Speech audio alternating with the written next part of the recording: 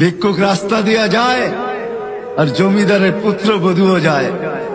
একজন সামনের থেকে আসতেছে, একজন সামনের দিকে যাইতেছে। দুইজনের ক্রসিং এর সময় ভিক্ষুকের গায়ের কাদা জমিদারের পুত্রবধূর গায়ে লেগে গেছে। সে দুনিয়া আন্ধার করে ফেলছে, স্বামীকে ডাইকা নিয়ে আসছে, বলছে ভিক্ষুক আমার কাপড় নষ্ট করে দিছে। সে শুধু ভিক্ষুক ছিল না, বৃদ্ধ ছিল। বৃদ্ধ ছিল না শুধু, জীর্ণ ছিল, শীর্ণ ছিল। শরীরে কাপড় ছিল না, ফাটা চিরা কাপড় ছিল। পায়ে জুতা ছিল না, পেটে ভাত ছিল না। জমিদারের পুত্র সইতে পারে নাই, যৌবনী শক্তি সয় তো সয় কি কইরা তার স্ত্রীর গায়ে ভিক্ষুকের কাদা। বস সমগ্র শক্তিকে হাতে জমা করা, একত্র করা বৃদ্ধের গালে বসায়। বৃদ্ধ কিচ্ছু বলে নাই, শুধু উপরের দিকে তাকায় দুই তিনটা শব্দ উচ্চারণ করছেন।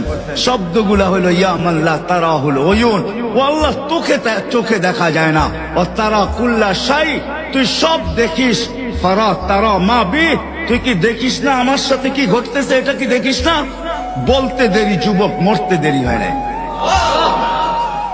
জমিদার চলে আসছে, প্রতিশোধ নিবে। বৃদ্ধের একদিকে মুস্কি হাসি, একদিকে বলতেছে প্রেমের খেলা এমনই হয়। জিজ্ঞাসা করছে কিসের প্রেমের খেলা রে? বলছে ওর প্রেমিকার গায়ে আমার কাদা লাগছে, পায়ের কাদা লাগছে, ও সইতে পারে নাই। যৌবনী শক্তি দিয়ে আমার বৃদ্ধ গালে বসায় দিছে। আমাকেও একজন ভালোবাসে, সেও সইতে পারে না, সেও সইতে পারে না। ও তো থাপ্পড় দিয়া খেলতো, সে জান নিয়ে নিছে, জান।